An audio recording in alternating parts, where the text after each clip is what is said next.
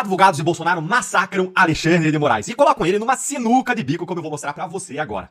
Presta atenção nisso aqui, ó. A defesa do Bolsonaro apresentou seu primeiro recurso contra a sentença, contra a decisão, que condenou Bolsonaro a mais de 27 anos de prisão na tal da ação da trama golpista. E aí os advogados simplesmente massacraram Alexandre de Moraes, desmontaram ali o voto dele mesmo, mostraram erros e contradições monumentais e expuseram a farsa da trama golpista em torno desse julgamento do golpe e do 8 de janeiro. E agora eu vou te mostrar tudo isso, mas antes você já sabe. Curte o vídeo, se inscreve aqui no canal, é a sua casa. Clica no sininho pra você não perder nada. E quando você faz tudo isso, especialmente você deixa seu like, você faz o YouTube entender que esse conteúdo é importante, faz ele ser entregue de novo a você, novos conteúdos nossos, e também leva a nossa voz conjunta pra mais pessoas.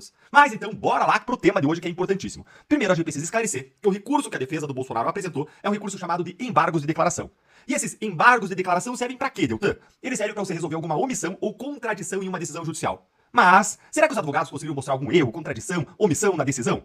Lembre, gente, dessa parte da contradição, viu? Porque daqui a pouquinho vai ser importante porque eu vou te mostrar. E agora vamos pro recurso. Esses embargos de declaração têm 85 páginas, mas eu vou aqui destrinchar pra vocês o ponto principal, central. Eles põem a farsa do envolvimento do Bolsonaro no 8 de janeiro.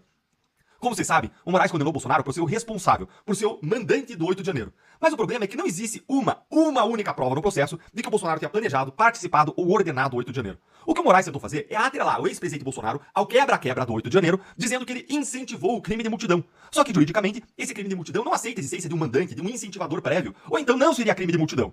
O que é o tal do crime da multidão? Olha aqui comigo que eu vou explicar pra você, você vai entender essa história direitinho. Aqui eu peguei essa definição de uma página do Tribunal de Justiça do Distrito Federal e Territórios, que rolou aqui o que doutrinadores, estudiosos falam sobre o crime de multidão. Vamos ver aqui alguns pontos. Primeiro ponto, ó. Crime de multidão, ou também chamado de crime multitudinário, são exemplos desse tipo de crime as invasões de propriedades rurais, brigas em estádios de futebol, e ele pode ser definido como crime cometido pela multidão em um tumulto. Presta atenção, multidão em tumulto. E olha essa palavra, espontaneamente, espontaneamente. Ele até usou a palavra organizada, dá quase uma contradição, né? Mas tem que ser espontâneo. E aí ele coloca espontaneamente organizado no sentido de uma conduta comum contra coisas ou pessoas. Ou seja, é um tumulto, é uma multidão que está ali espontânea e aí foca contra coisas ou contra pessoas.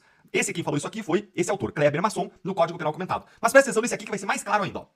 Multidão em tumulto sugere uma movimentação desordenada, presta atenção, desordenada e rápida de pessoas reunidas em um ambiente, em assembleia ou em comício. É a onda popular que degenera em arrebatamentos de gestos e vozes, em correrias ou em assaltos agressivos e destruidores, que se multiplica em rixas, em brigas e em conflitos, que assume atitudes de resistência às autoridades, de desobediência às suas ordens, de desafios afrontosos ao poder constituído. Não há quem não conheça a força que as massas humanas podem exercer sobre o comportamento dos indivíduos. Em estádios de futebol superlotados, por exemplo, milhares de pessoas sem nenhum vínculo entre si são capazes de dizer ou fazer coisas que certamente não diriam nem fariam em circunstâncias normais. Nessas ocasiões, muitos indivíduos passam por processo de anulação dos seus próprios parâmetros morais e sociais, e contaminados pela multidão, agem segundo parâmetros da massa no momento.